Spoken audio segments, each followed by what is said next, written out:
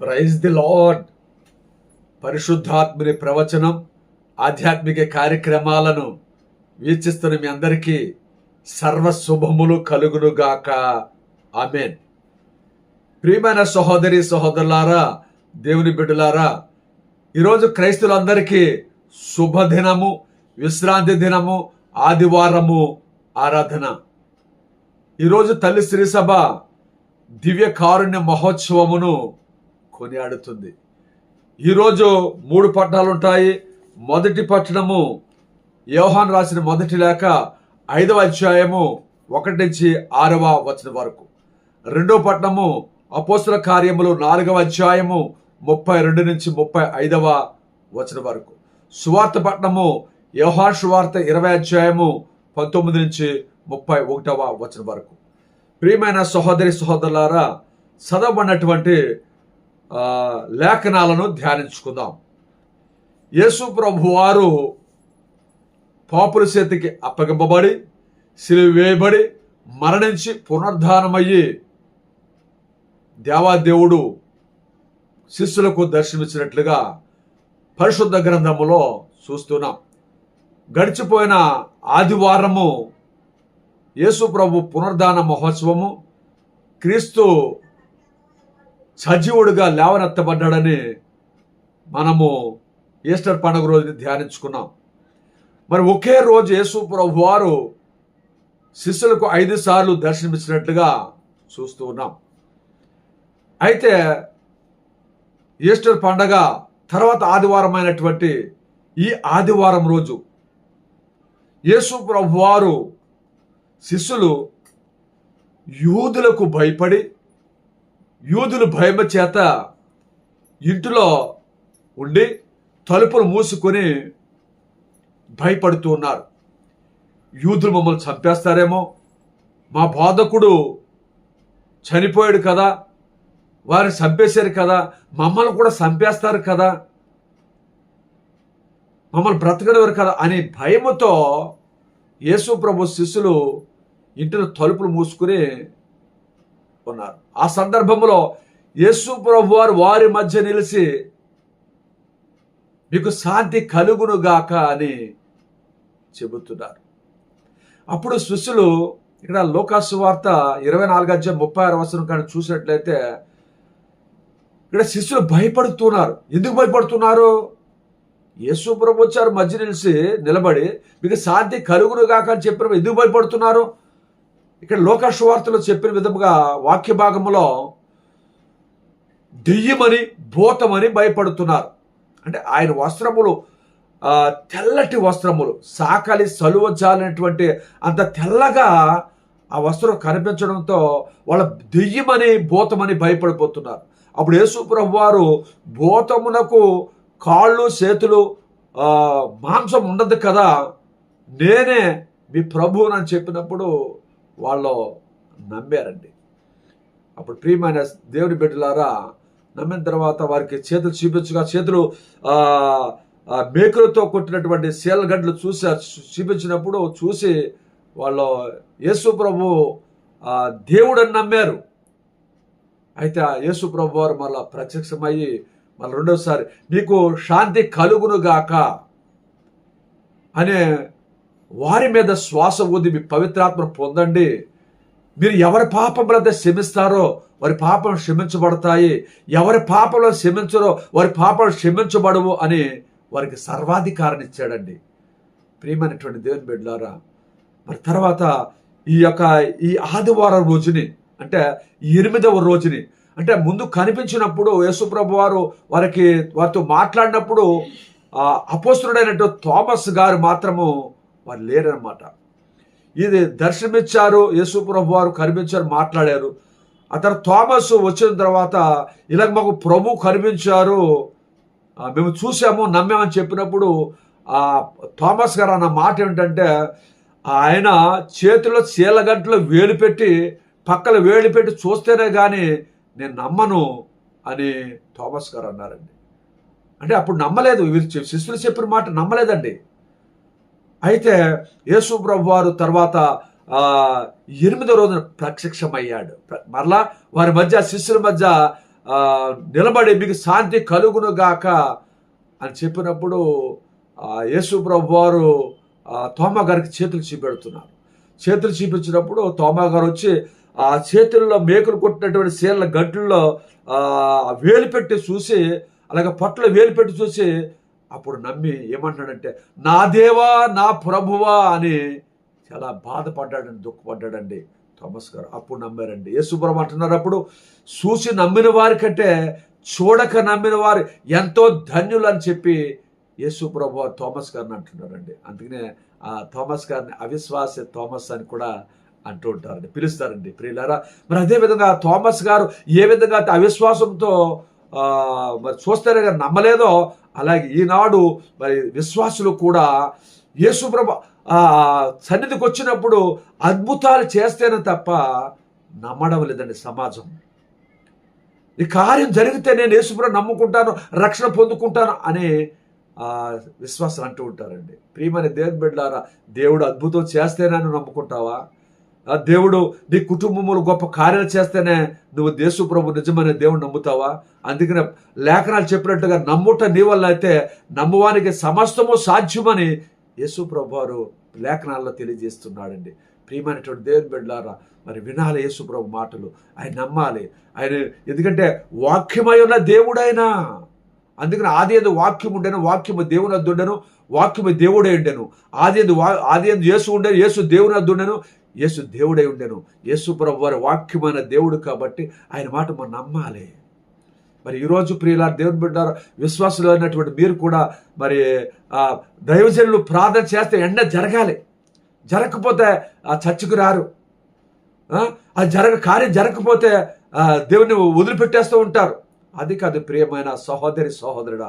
మరి ఆయన విశ్వాసం వచ్చి ప్రతి ఒక్కరు కూడా ఆయన బిడ్డే. ఆయన నమ్మిన ప్రతి ఒక్కరు కూడా దేవుని బిడ్డ.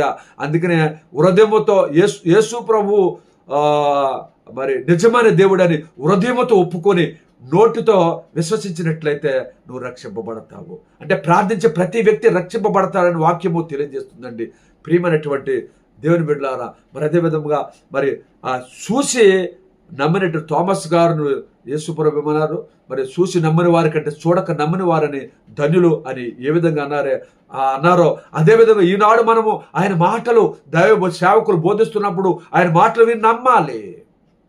యేసుప్రభు నిజమైన దేవుడని సొంత రక్షకుడని అంగీకరించినట్లయితే దేవుని బిడ్డలకు భాగ్యాన్ని దేవుడిస్తున్నాడు. నువ్వు అప్పుడు దేవుడు ఎప్పుడైతే నువ్వు నమ్మి పితాపుత్ర పవిత్రాత్మ నామములో రక్షణ పొందుకుంటావో నీవు కూడా ఆయన బిడ్డవే.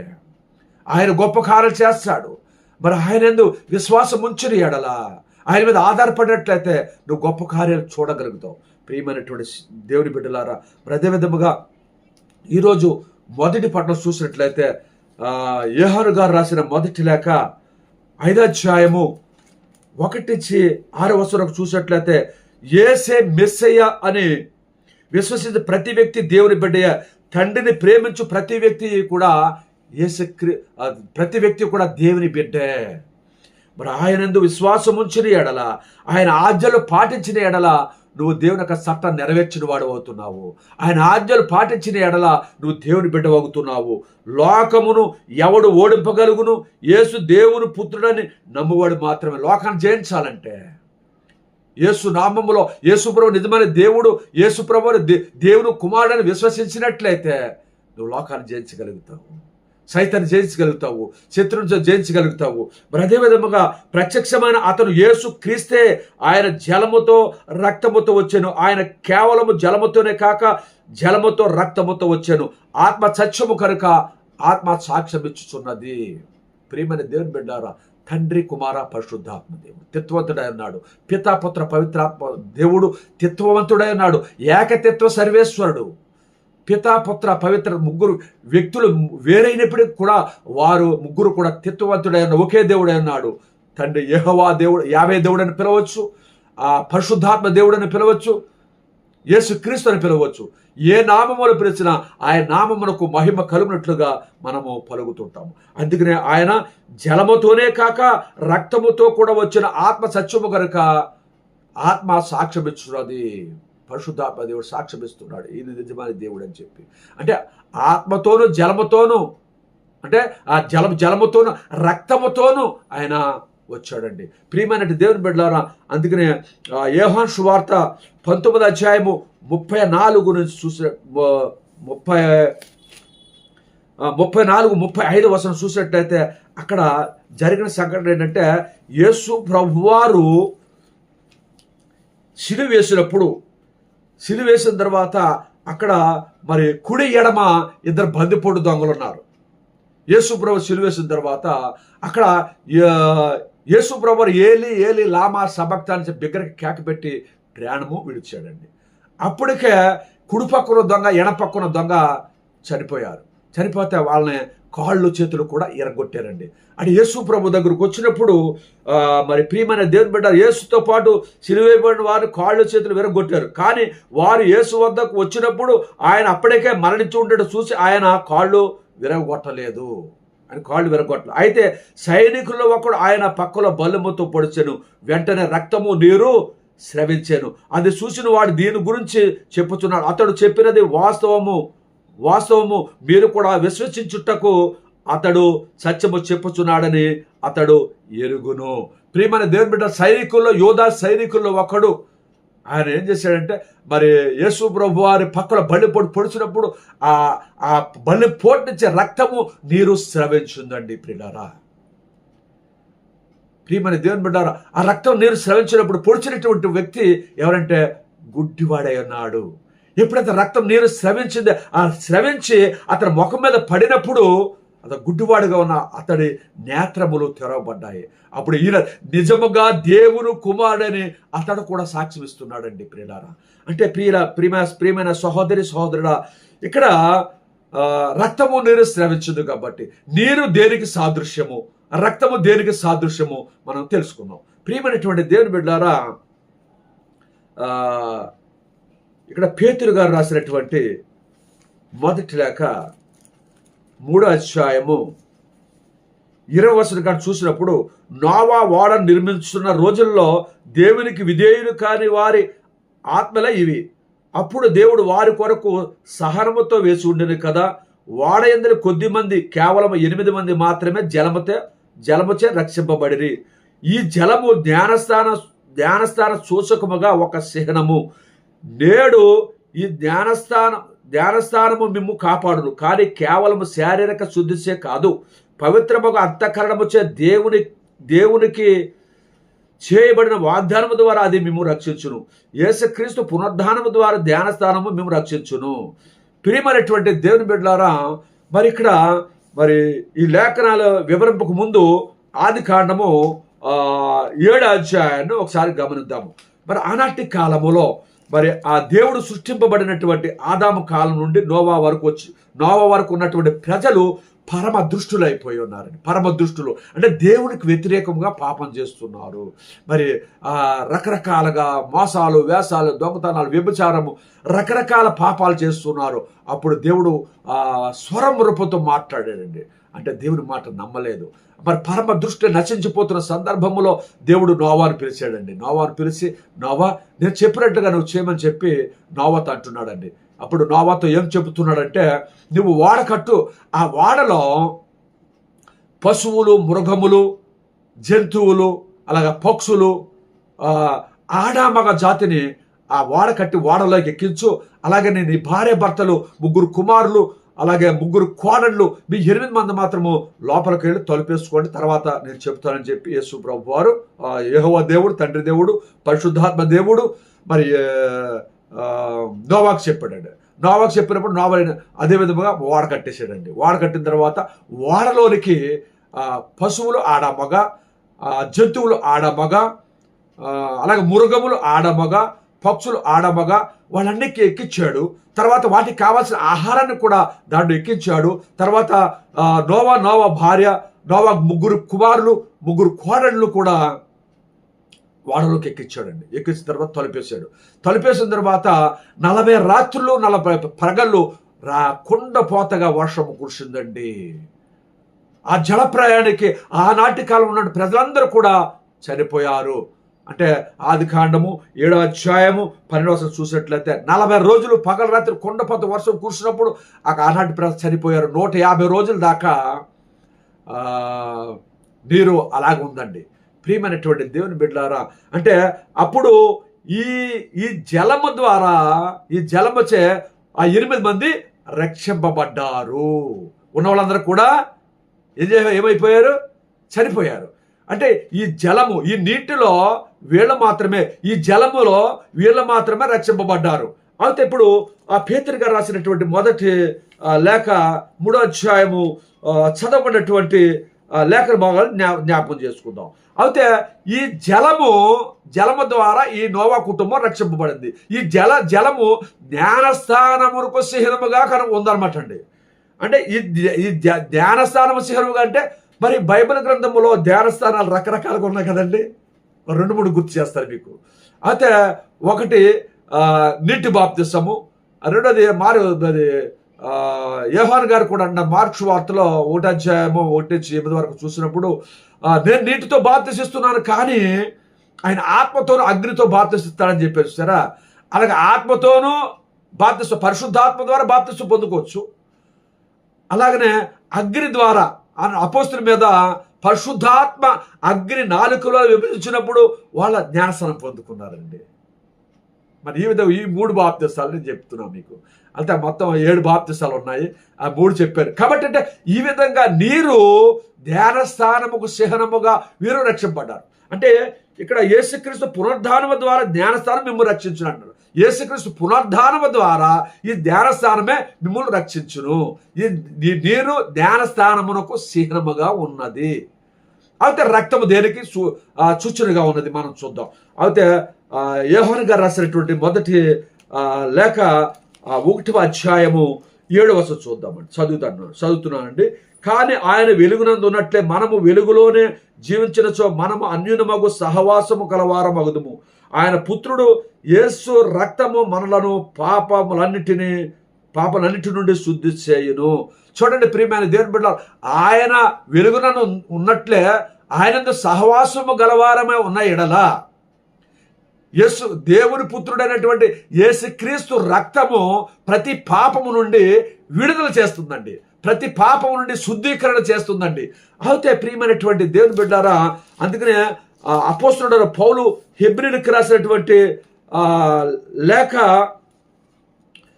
9వ అధ్యాయం 22వ వచనం చూసినట్లయితే నిజమునకు ధర్మశాస్త్రమును అనుసరించి దాదాపు సమస్త వస్తువులను రక్తము చే శుద్ధి చేయబడును, రక్తము సిందింపకయే పాప క్షమాపణ లభింపదు. ధర్మశాస్త్రము అనుసరించి దాదాపు సమస్త వస్తువుల పైన కూడా రక్తము చే శుద్ధి చేయబడును, రక్తము సిందింపక పాప క్షమాపణ లేదు.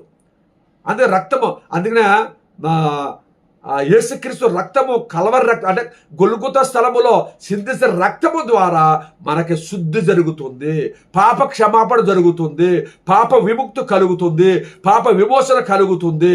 అందుకని ఈ రక్తము మన పాపను శుద్ధీకరించడానికి సూచనగా కనపడుతుందండి. అందుకని యెషయా గ్రంథంలో కూడా ఆయన పొందిన దెబ్బల చేత మనకి స్వస్థత కలుగుతుందండి. ఆయన చిందించిన రక్తము ద్వారా మనకు స్వస్థత కలుగుతుంది, ఆయన పొందిన దెబ్బల చేత మనకి విడుదల కలుగుతుందండి, విమోచన కలుగుతుంది. కాబట్టి ప్రియమైనటువంటి దేవుని బిడ్డలారా, రక్తము మన పాపములన్నింటిని కూడా శుద్ధి చేయడానికి ఉపయోగకరంగా ఉంటుంది. అందుకనే మరి అపోస్తలుడైన పౌలు కొరింథీయులకు రాసిన మొదటి లేఖ 11వ అధ్యాయము 23 నుంచి 26వ వచనం చూసినప్పుడు ఇక్కడ కడరాత్రి విందు జరుగుతుంది. అప్పుడు 12 మంది శిష్యులు అక్కడ కూర్చున్నప్పుడు యేసు ప్రభు వారు కొత్త నిబంధనని వారికి తెలియజేస్తున్నాడు. ఏంటంటే యేసు ప్రభు వారు కూర్చోబెట్టి శిష్యుల్ని అప్పము తీసుకుని, ఈ అప్పము ఇది నా శరీరము, ఈ నా శరీరం భుజించి వాడు నిత్య జీవం పొందుకుంటాడని చెప్పి శిష్యులు తెలియజేస్తున్నాడు. తర్వాత ద్రాక్షరసం తీసుకుని, ద్రాక్షరసము నా రక్తముతో సమానం, ద్రాక్షరసము నా రక్తం సమానం కాబట్టి నా రక్తము పానము చేయవాడు నిత్యజీవం పొందును. అంటే యేసుపురం మరలా వచ్చే వరకు మరణాన్ని ప్రకటించరు అని చెప్పేసి అక్కడ లేఖన భాగం తెలియజేస్తుందండి.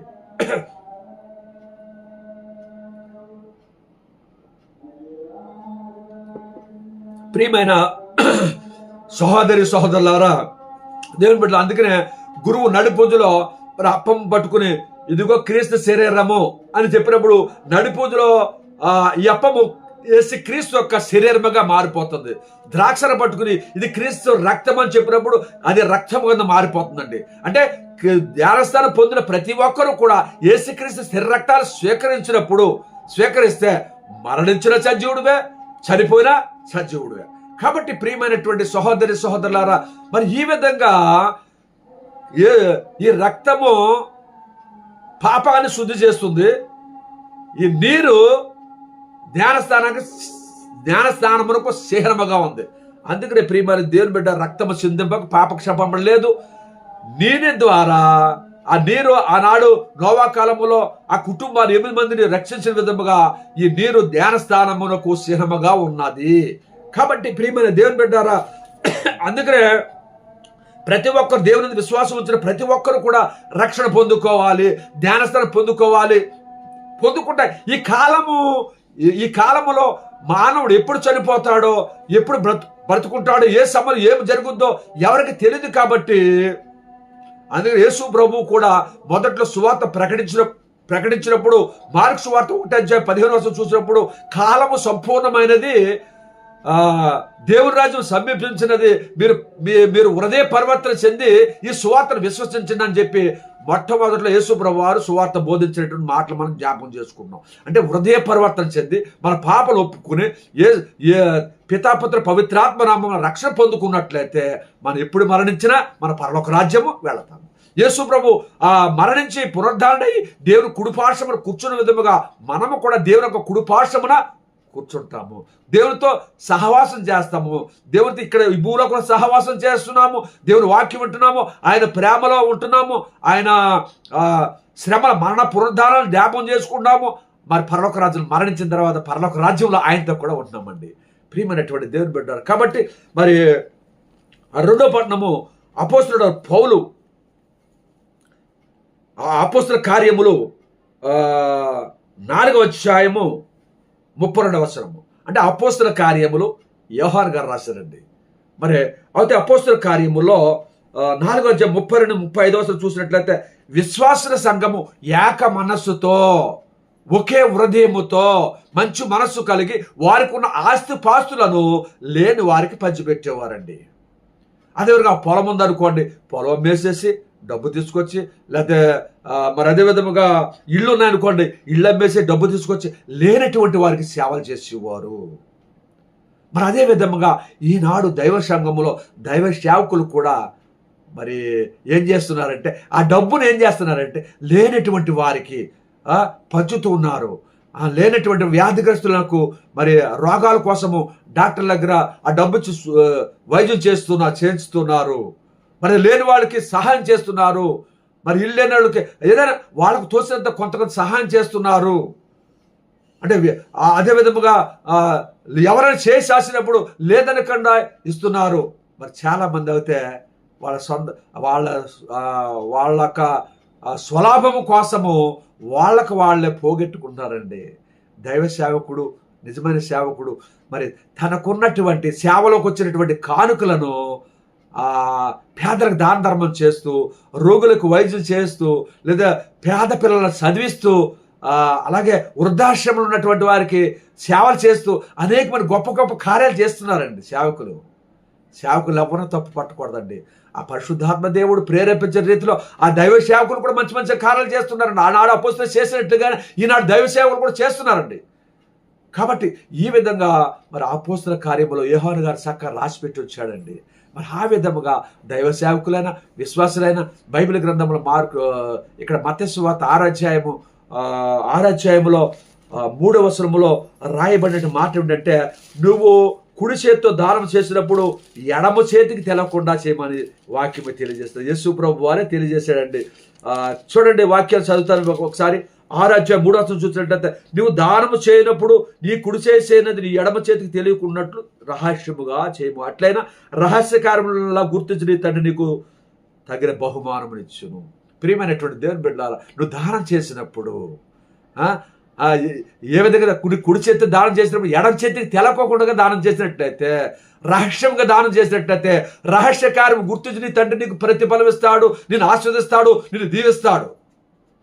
కాబట్టి ఈ వర్తమానము వింటున్న ప్రతి ఒక్కరు కూడా దేవునికి ఇష్టమైనటువంటి బిడ్డలుగా ఉండి, దేవునికి ఇష్టమైనటువంటి కుటుంబముగా ఉండి, దేవుని ఆజ్ఞలు పాటిస్తూ, దేవుని బిడ్డలుగా జీవిస్తూ, దేవుడు పిలిచినప్పుడు ప్రభా నేను నీ సన్నిధికి రావడానికి సిద్ధంగా ఉన్నానని చెప్పి సిద్ధపడి, ఆయన వచ్చే రెండో రాకడికి కూడా సిద్ధపడి, ఆయన పిలిచినప్పుడు పరలోక రాజ్యంలో వెళ్ళడానికి ఐక్యత కలిగి, దేవుడు వాక్యమునందు నిమగ్నమై ఉండి, జాగరూకులై ఉండి, వాక్యమైన దేవుని యొక్క మాటలు ఆలకించి దేవుని చిత్త ప్రకారంగా జీవించే భాగ్యము మీరందరూ కూడా పొందుకోవాలని వర్తమానం వింటున్న మీ అందరినీ కూడా దేవాదేవుడి హారములుగా దీవించి ఆస్వాదించి కాసి కాపాడునుగాక. ఆమేన్.